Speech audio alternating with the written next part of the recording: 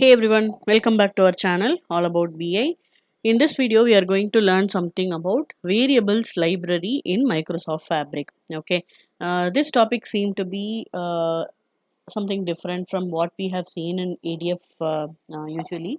So I thought of exploring this. So in ADF, we have something like global variables, right? Wherein if you declare variables on the global variable section, all the pipelines can use these variables that are declared, right? So likewise, we have something called variable library in Microsoft Fabric. So I just wanted to explore that and share it with you. So where do we have this variables library and what is the purpose of it? Let me take you through that very quickly before we can actually jump into the working part of it. Okay, so why variable library? Variable library, as I said, it is somewhat similar to global variables in ADF, but yeah, with respect to Microsoft Fabric, it is a dedicated workspace item. Okay, similar to a lakehouse, notebook, or a data pipeline that acts as a centralized bucket for configuration variables. So normally, when and all we will go for variables is to store some configuration related information, be it paths or URLs or some hard coded values like environment name like QA, prod, dev, etc. So like these, mostly we will use variables for configuration information.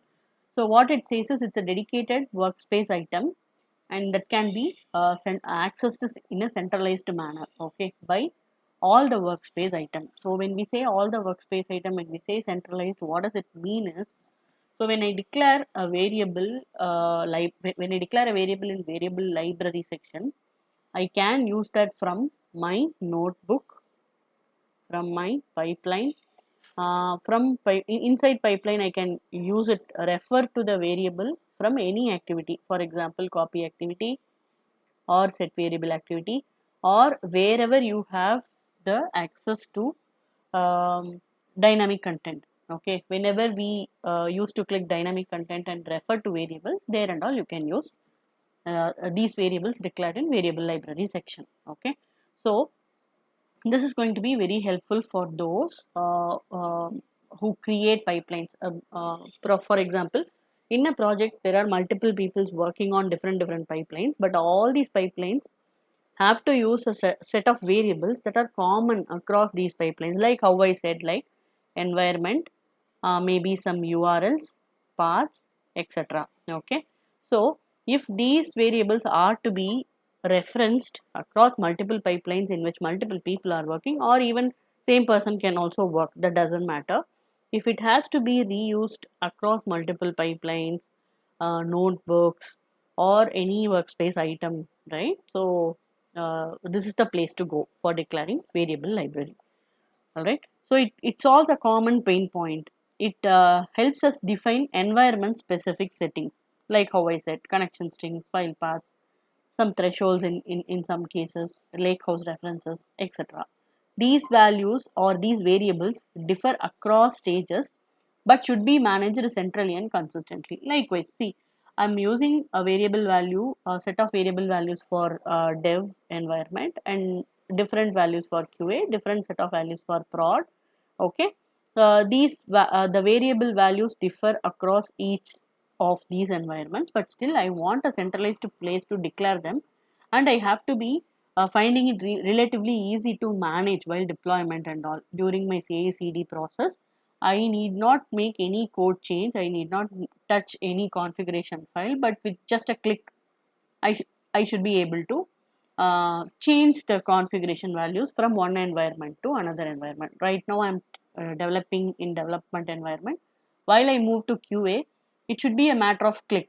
Okay, just to flip the values from dev related values to QA related values, and likewise in prod from QA to prod. Okay, so that is the overall perspective about variable library. So if you want to compare it with ADF equivalent, right?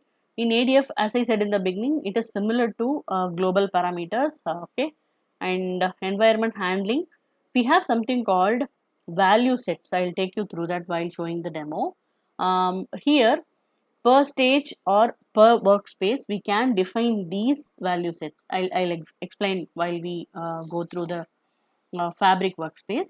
With respect to ADF, how it was handled is, we can handle it via ARM templates while deployment, I'm saying. Okay. So we can control these variable values while deployment using ARM templates or DevOps variables or separate pipelines also. This is the difference between fabric deployment of these variables versus ADF equivalent, right? So CI/CD integration, these variable under library, right? Variable library, they are also deployed as yet another fabric item. Okay, it is nothing different from how we deploy pipelines, how we deploy some data flows, how we deploy some notebooks. So it also is shipped just like other fabric items. And here we use ARM templates plus Azure DevOps. Okay, and this is all about the overall theory behind it. And why do we need it? Like how we mentioned, it gives us a centralized config management, wherein in one particular place or window we can declare all the variables which are to be accessed by multiple people. Okay, and within a click we can swap from one set of environment variable to another set. And stage aware values, these are all related to value sets. So for dev, I will use one set of variable. For QA, I will use another set of variable. For example, for dev, I will use value 1. In QA, I might use value 2. So here I might use 20 for some threshold. Here I might use 30 for some threshold. So what it means is each variable can have multiple value sets, one per stage, which means for dev I can have one set of values, for QA I can have another set of values, likewise, right? While we look at the window, it will be more clearer. Even for me, it was a bit confusing in the beginning, but yeah, it is very easy. And among these sets, right, we call dev as one set, we call QA as another set, maybe prod will be the third set. You can set any one of these sets as active at any point in time. Either you can make dev as active or QA or prod, not all the three at the same time, because it cannot function, right? Logically, it is incorrect. So you set one as active per workspace or stage, and what are the values for that particular set, it will be automatically resolved. And during CI/CD, if there is no manual intervention, there is no error, reduced errors, right? And reusable across items, this we already discussed. All right, how do we consume it from the actual objects? Let me show you that very quickly. Okay, so before that, I'll take you through my workspace. Under my workspace, I think you can go to directly the workspace. Here, you can search for variable library. Okay, if it is not coming, click for new item. Under new item, we can always search for the keyword library. So when you search for library, you will be seeing variable library. It will be under, I think in the bottom you will be finding it if you don't filter it by anything. So let me quickly show you that under which category it is residing. Variable library. Probably something related to data.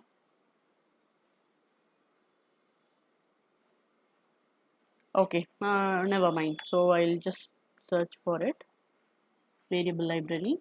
So we are going to declare a new variable library.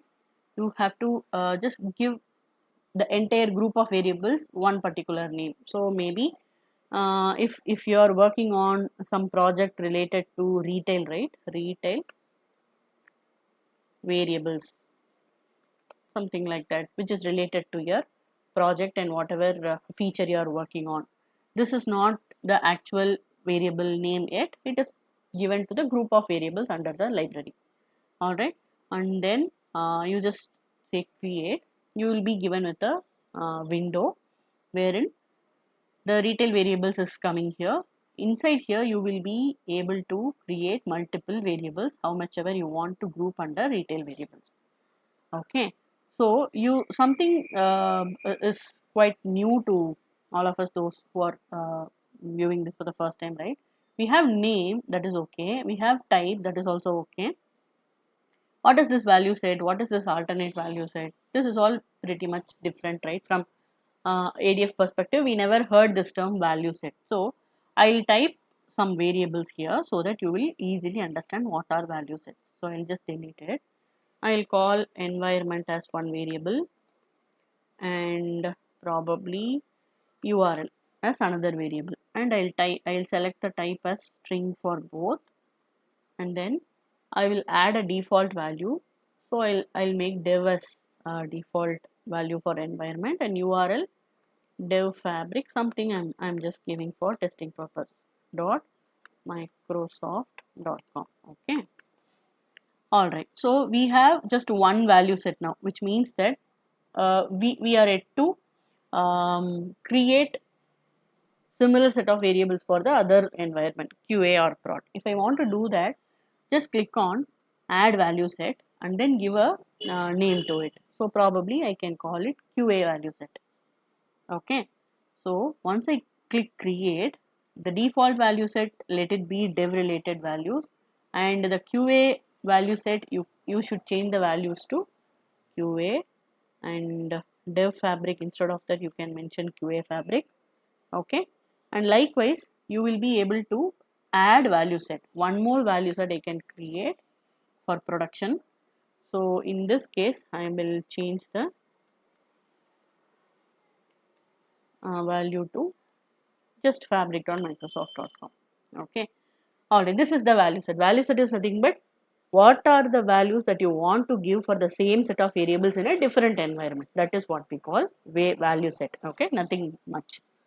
Alright, so you also see something called active on one value set here, default value set. But if I want to change it after I deploy my workspace items to QA, or after I deploy from QA to production, how do I flip it? How do I swap from the current default active value set to the other? It is very simple. So if you click on this three dots and you set as active, right, it will be coming as active, and finally you can save it. Okay, so assume you are working on multiple pipelines in your workspace and multiple other notebooks and stuff. You have deployed your changes from dev to QA. You will just come here, all these values that will be shipped along with the deployment items. So after you deployed your pipelines, for it to point to the corresponding QA related values, you will come here and just use the set as active option, okay, for the corresponding environment. So this is how we create variables in variable library and then add value set and then make it as active. Only these things are important here. So validations is nothing but whenever you give an improper value to a particular variable, for example, if you declare something as boolean and you're trying to type a string, it will not say any error currently, it will just highlight it in error, I mean red, so that you will have to change the value. Okay, and validation, if you click on it explicitly, it will tell that the value and the type do not match, something like that it will tell. All right, so this is all about the window of variable library. So how do we use it in the pipeline? Let me show you that also in a very short time.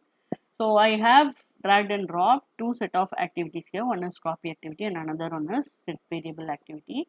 In copy activity, if at all we have to point to some variable, right, from the variable library, how do we do it?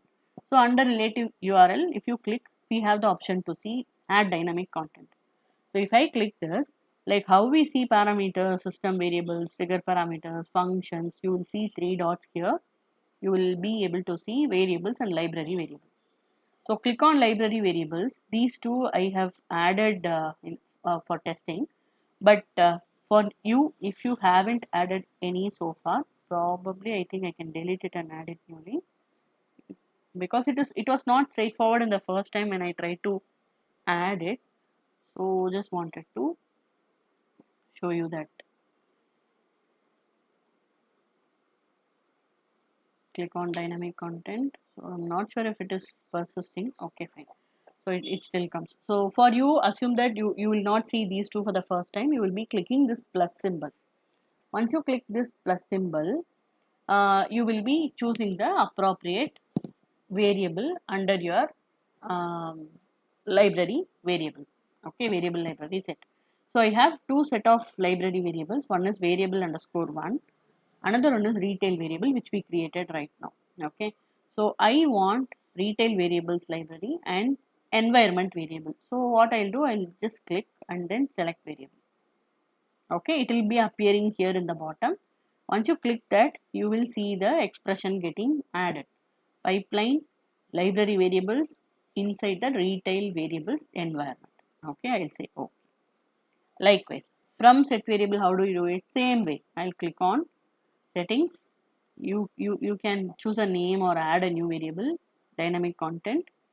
Again, three dots. Library variables. I want to see the URL from retail variable library. Okay, so I'll click on plus. So here and then select and then URL. Okay, so let us go back to the library window. Currently QA is active, right? So let us run the pipeline. I'll remove the copy activity. I haven't set up any destination source and all, so it is going to error out. So for now, I will add one more set variable activity. Here we refer to environment, right? So I mean URL. So here I will refer to environment. Same variable I will assign to. It doesn't matter. I just wanted to show how the value gets flipped during execution. So environment. Alright. So I'll just run this pipeline. Currently, when we run it, it should be showing me qafabric.microsoft.com and QA as the variable values, right? So let us give it a minute.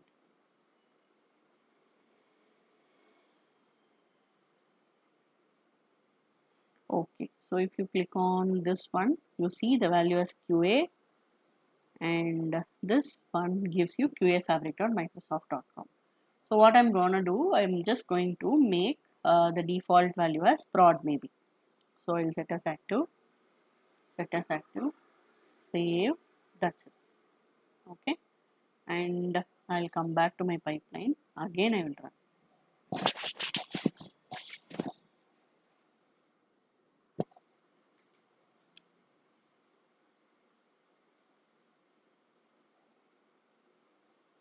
Okay, it has executed. If you see the value, it is coming as prod, and then it is coming as fabric.microsoft.com.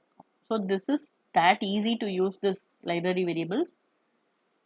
So assume you have multiple pipelines to use these variables. It will be really easy and comfortable for us to deploy it and then test it and do whatever we want, right? So this is what I wanted to show in this video. Hope this was useful. If you have any questions or if you have any experience with these, please post it in the comment section. Thanks a lot for watching. Keep supporting.